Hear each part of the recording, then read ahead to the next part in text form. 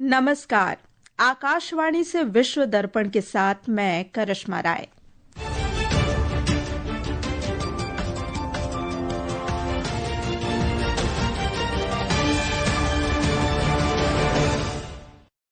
समाचार। पाकिस्तान की अदालत ने तोशखाना भ्रष्टाचार मामले में पूर्व प्रधानमंत्री इमरान खान और उनकी पत्नी बुशरा बीबी को 17 साल की कैद की सजा सुनाई। संयुक्त राष्ट्र महासचिव एंटोनियो गुतरश ने बांग्लादेश के सभी पक्षों से संयम बरतने और हिंसा से दूर रहने का आह्वान किया। अमरीकी वार्ताकार यूक्रेन में युद्ध समाप्त करने के उद्देश्य से फ्लोरिडा के मियामी में रूस के अधिकारियों से मुलाकात कर रहे हैं और न्यायविदों और लेखकों के अंतर्राष्ट्रीय सम्मेलन में विश्व नेताओं से थाईलैंड और कंबोडिया के बीच चल रहे विवाद को शांतिपूर्ण ढंग से हल करने की अपील।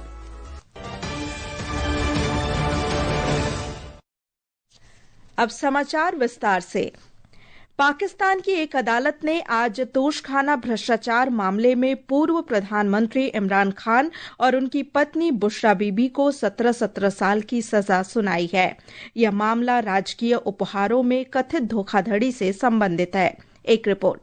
इमरान खान और बुशरा बीबी ने राजकीय उपहारों को 2021 में सऊदी सरकार से प्राप्त किया था। विशेष अदालत के न्यायाधीश शाहरुख अर्जुमंद ने रावलपिंडी की उच्च सुरक्षा वाली अडियाला जेल में इस मामले में फैसला सुनाया। इमरान खान और उनकी पत्नी को पाकिस्तान की दंड संहिता की धारा 409 के तहत 10 वर्षों की सजा और भ्रष्टाचार रोकथाम अधिनियम की विभिन्न धाराओं में 7 वर्ष की सजा सुनाई गई है। अदालत ने पति पत्नी दोनों पर 1,64,00,000 पाकिस्तानी रुपए का जुर्माना भी लगाया है। इस बीच मुकदमे की कार्यवाही अडियाला जेल में हुई, जहां इमरान खान और उनकी पत्नी दोनों को इस साल की शुरुआत में अल कादिर ट्रस्ट मामले में दोषी ठहराए जाने के बाद पहले ही कैद किया जा चुका है। हालांकि दोनों अपनी सजा के खिलाफ हाई कोर्ट में अपील कर सकते हैं। विश्व दर्पण के लिए समाचार कक्ष से वैष्णवी। संयुक्त राष्ट्र महासचिव एंटोनियो गुतरश ने बांग्लादेश में सभी पक्षों से फरवरी में प्रस्तावित संसदीय चुनाव के मद्देनजर संयम बरतने, तनाव कम करने और हिंसा से बचने की अपील की। उन्होंने युवा नेता शरीफ उस्मान बिन हादी की हत्या की निंदा करते हुए अंतर्राष्ट्रीय मानकों के अनुरूप शीघ्र और निष्पक्ष जांच कराने का आग्रह किया।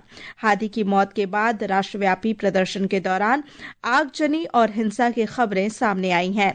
इसी बीच बांग्लादेश की अंतरिम सरकार ने मेटा को पत्र लिखकर फेसबुक पर हिंसा भड़काने और चुनावी प्रक्रिया को बाधित करने वाली सामग्री के खिलाफ कार्रवाई की मांग की है। अमरीकी सेना ने सीरिया में इस्लामिक स्टेट समूह पर कल हमला किया। यह हमला सीरिया में अमरीकी सेना पर हुए हमले के जवाब में किया गया। अमेरिकी केंद्रीय कमान ने कहा कि लड़ाकू विमानों, हेलीकॉप्टरों और तोपखाने ने मध्य सीरिया में 70 से अधिक ठिकानों पर हमले किए। कमान ने कहा कि ऑपरेशन हॉकाई के अंतर्गत इस्लामिक स्टेट के बुनियादी ढांचे और हथियारों को निशाना बनाया गया। सीरियाई ऑब्जर्वेटरी फॉर ह्यूमन राइट्स ने कहा कि हमले में पूर्वी सीरिया के दीर एज़-ज़ोर प्रांत में इस्लामिक स्टेट समूह के 5 सदस्य मारे गए। 13 दिसंबर को पालमायरा शहर में इस्लामिक स्टेट के हमले में 2 अमेरिकी सैनिक और 1 अमेरिकी भाषियां मारे गए थे। अमेरिका के राष्ट्रपति डोनाल्ड ट्रंप ने कहा कि सीरिया सरकार ने अमेरिकी हमलों का समर्थन किया है। विश्व दर्पण के लिए प्रशांत कुमार। रूस यूक्रेन युद्ध समाप्त करने के लिए रूस और अमेरिका के वार्ताकारों की आज अमेरिका में फ्लोरिडा के मियामी में बैठक हो रही है। बातचीत में यूक्रेन की सुरक्षा गारंटी मुद्दे के समाधान पर चर्चा होने की संभावना है। हालांकि यह स्पष्ट नहीं है कि रूस ऐसे किसी प्रस्ताव को स्वीकार करेगा या नहीं। अमेरिका, यूक्रेन और यूरोप के अधिकारियों ने कल शांति योजना पर विचार विमर्श किया था। रूस के बैलिस्टिक मिसाइल हमले में यूक्रेन के ओडेसा बंदरगाह पर कल 8 लोग मारे गए और 27 घायल हुए। जवाब में यूक्रेन ने भी रूस के भीतरी क्षेत्रों में ड्रोन से हमले किए हैं। यूक्रेन की आपात सेवा ने बताया कि मिसाइल हमले से एक यात्री बस, कई ट्रक और अन्य वाहनों को नुकसान पहुंचा। यूक्रेन ने यह दावा भी किया कि उसने ड्रोन से कैस्पियन सागर में रूस के एक युद्धपोत और एक तेल कुएं को निशाना बनाया है। यूक्रेन ने क्रीमिया में एक रडार प्रणाली पर भी हमले का दावा किया है।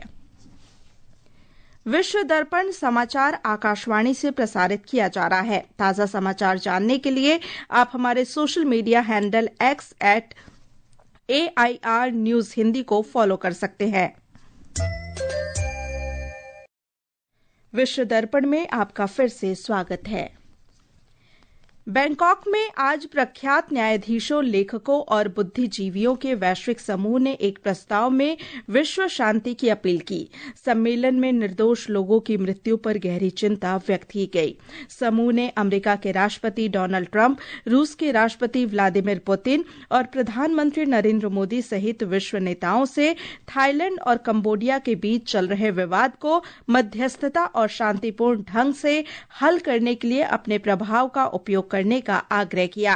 न्यायविदों की अंतर्राष्ट्रीय परिषद के अध्यक्ष आदिश सी अग्रवाल ने कहा कि संघर्ष और हिंसा पर कानून, संवाद और नैतिक नेतृत्व की विजय होनी चाहिए। आध्यात्मिक गुरु श्री श्री रविशंकर ने महाभारत में भगवान कृष्ण द्वारा अर्जुन को दिए गए ध्यान योग के उपदेशों को संयुक्त राष्ट्र से प्रस्तुत किया। ये उपदेश संघर्ष और युद्ध से त्रस्त विश्व में शांति स्थापित करने के प्रतीक हैं। दूसरे विश्व ध्यान दिवस के अवसर पर आज एक अभ्यास सत्र में उन्होंने कहा कि इंसान आज युद्ध से जूझ रहा है। एक रिपोर्ट। समाज के विभिन्न मुद्दों पर संघर्ष जारी है। भगवान कृष्ण के उपदेशों का उदाहरण देते हुए गुरु श्री श्री रविशंकर ने कहा कि यूक्रेन में निराशा में डूबे 8000 सैनिकों ने ध्यान के माध्यम से मानसिक शांति का अनुभव किया। विश्व शांति के लिए आयोजित इस सत्र में विश्व भर के राजनयिकों, संयुक्त राष्ट्र के अधिकारियों और योग प्रशिक्षकों ने भाग लिया। इसका आयोजन भारत, अंडोरा, मेक्सिको, नेपाल और श्रीलंका ने संयुक्त रूप से किया। पिछले वर्ष संयुक्त राष्ट्र महासभा ने 21 दिसंबर को विश्व ध्यान दिवस के रूप में नामित किया था। संयुक्त राष्ट्र में भारत के स्थायी प्रतिनिधि पी हरीश ने कहा कि ध्यान सांस्कृतिक, धार्मिक और भौगोलिक सीमाओं से परे है और परिवर्तन की एक सार्वभौमिक रूपरेखा प्रस्तुत करता है। योग और ध्यान से जुड़े कई विशेषज्ञों ने विश्व शांति के लिए योग की भूमिका की प्रशंसा की। विश्व दर्पण के लिए जया भारती। अमेरिकी अंतरिक्ष एजेंसी नासा का मंगल ग्रह पर अनुसंधान के लिए भेजे गए यान मेवेन से संपर्क टूट गया है। यह यान वर्ष 2014 से मंगल ग्रह के वायुमंडल का अध्ययन कर रहा था। नासा का अनुमान है कि यह यान अनजाने में अपने रास्ते से भटक गया है। आगामी आईसीसी T20 विश्व कप और न्यूजीलैंड श्रृंखला के लिए 15 सदस्यीय भारतीय टीम की घोषणा कर दी गई है। टीम के कप्तान सूर्य कुमार यादव और उप कप्तान अक्षर पटेल होंगे। रिंकू सिंह और ईशान किशन की टीम में वापसी हुई है। वहीं शुभमन गिल और जितेश शर्मा को टीम में जगह नहीं मिली है। न्यूजीलैंड से 5 T20 मैचों की श्रृंखला 21 जनवरी से, वहीं T20 विश्व कप का आयोजन 7 फरवरी से होगा। अंडर 19 एशिया कप क्रिकेट के फाइनल में भारत का मुकाबला कल पाकिस्तान से होगा। यह मैच भारतीय समयानुसार सुबह 10:30 बजे से खेला जाएगा। सेमीफाइनल मुकाबले में भारत ने श्रीलंका को 8 विकेट से हराया था। चीन के हांगझोउ में विश्व बैडमिंटन टूर फाइनल्स के सेमीफाइनल में सात्विक साईराज रैंकीरेड्डी और चिराग शेट्टी को चीन के लियांग वेई किंग और वांग चांग से हार का सामना करना पड़ा। मुकाबले में भारतीय जोड़ी ने पहला गेम अपने नाम किया। वहीं चीन की जोड़ी ने दूसरा तथा तीसरा गेम जीतकर फाइनल में प्रवेश किया। और अंत में मुख्य समाचार एक बार फिर। पाकिस्तान की अदालत ने तोशखाना भ्रष्टाचार मामले में पूर्व प्रधानमंत्री इमरान खान और उनकी पत्नी बुशरा बीवी को 17 साल की कैद की सजा सुनाई। संयुक्त राष्ट्र महासचिव एंटोनियो गुतरश ने बांग्लादेश के सभी पक्षों से संयम बरतने और हिंसा से दूर रहने का आह्वान किया। अमेरिकी वार्ताकार यूक्रेन में युद्ध समाप्त करने के उद्देश्य से फ्लोरिडा के मियामी में रूस के अधिकारियों से मुलाकात कर रहे हैं। और न्यायविदों और लेखकों के अंतर्राष्ट्रीय सम्मेलन में विश्व नेताओं से थाईलैंड और कंबोडिया के बीच चल रहे विवाद को शांतिपूर्ण ढंग से हल करने की अपील।